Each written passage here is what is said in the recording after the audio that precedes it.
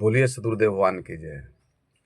कोयस करे नगर कोतवलिया, मांस फैलाए गिद्ध रखवरिया, मुंह से भय नाव मंझार करहरिया, सोबे दादुर सर्प पहरिया, बैल बियाए गाय भय बंझिया, बछुरा दुहिए तिन तिन संझा, नित उठ सिंह सियार से जूझे, कबीर के पाद बिरला कोई बूझे।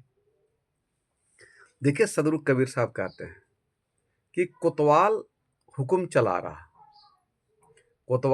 चला रहा इस देह रूपी नगरी पर शासन करने के लिए मन को कोतवाल बनाया गया है।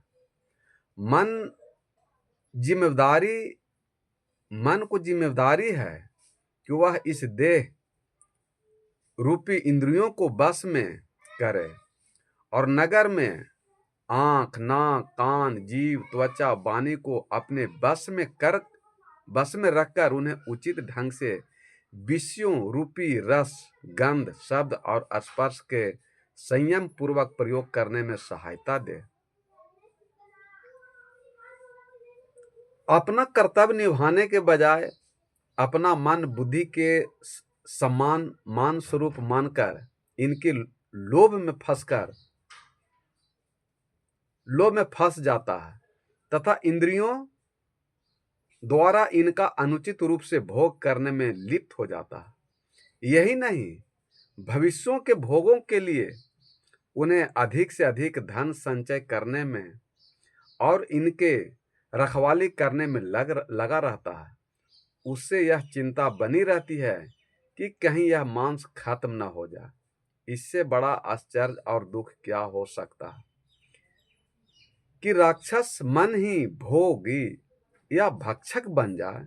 इस तरह आत्मा रूपी सर्प को चाहिए कि इस मन रूपी मेढक को खा जाए, अर्थात उसको बस में रखे, परंतु मन रूपी मेढक निश्चिंत होकर सोया हुआ है और सर्प रूपी उसकी रखवाली कर रहा है।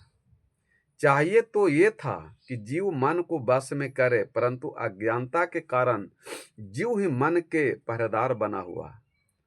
वह मन की चौकीदारी कर रहा।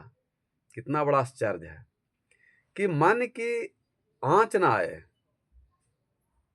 मन को आंच ना आए तो शरीर रूपी विषय विकारों की चूहे को भरमार है।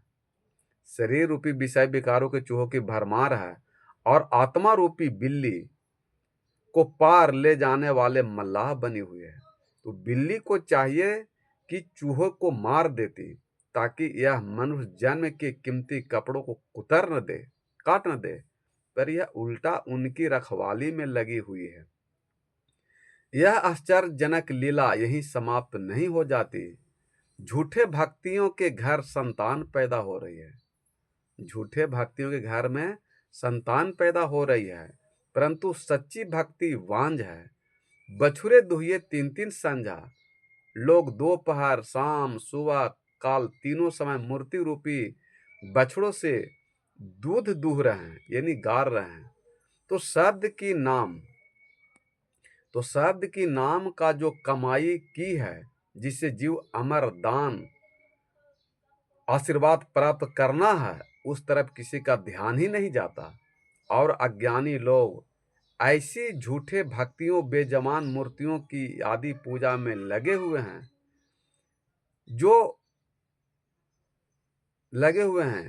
जो न कभी कुछ प्राप्ति, उनसे कुछ प्राप्ति नहीं हो सकता। जो बाहरी जो पूजा पाठ, उससे कोई प्राप्ति नहीं हो सकती है। यह आश्चर्य भी देखो कि आत्मा शेर है, परंतु इस मन रूपी गिदड़ सांस लेने नहीं देता। तो आत्मा को प्रतिदिन उसको जूझना पड़ता है। जब सारा सिलसिला से ही उल्टा हुआ हो तो इस बात की हैरानी नहीं होनी चाहिए। चाहिए तो कि अनंत जीवों में से कोई बिरला ही मन और माया के प्रभाव से बचकर सदगुरु की शरण और शब्द की साधना द्वारा परम पद की प्राप्ति में सफल हो पाता है। तर भय गगरी ऊपर परिनहारे, और आश्चर्य देखो कि गागर नीचे है और परिनहार ऊपर बैठी हुई है। दूसरे शब्दों में माया रूपी परिनहारी परमात्मा के नाम रूपी गागर के अपने नीचे दबाए बैठी हुए है। तो लड़का के गोद खेले महतारी, कितना आश्चर्य की बात है कि माया परमात्मा के पुत्र जीव के गोद में खेल रही है। चाहिए तो ये था कि परमात्मा के पुत्र माया के दासी बना ले, तो परंतु अपने उसको माया बनाया हुआ है। तो भेड़ा के घर छेगड़ी रानी, इससे बड़ा आश्चर्य क्या हो सकता है कि जीव रूपी भेड़िए के घर माया रूपी बकरी रानी बनी बैठी है। सदगुरु कबीर साहब समझाते हैं कि इस माया से बचिए, और मन ही माया है। तो मन को चाहिए, आत्मा को चाहिए कि मन को परास्त कर दे और आत्मा जीते। और जब तक मन जीते रहेगा तब तक आप माया आपके पास, माया आपको तंग करते रहेगा। लेकिन जिस दिन आत्मा जीत जाएगा उस दिन परमात्मा को प्राप्त कर लेगा।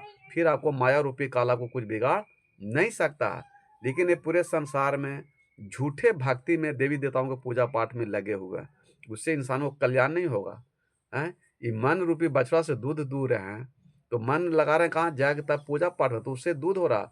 लेकिन जो साधु संत महात्मा जो आत्मज्ञान जो बात बता रहे हैं, जो सद्बुद्धि बता, वो बांझ बनल है, इनका दूध दूहने के लिए कोई तैयार नहीं है।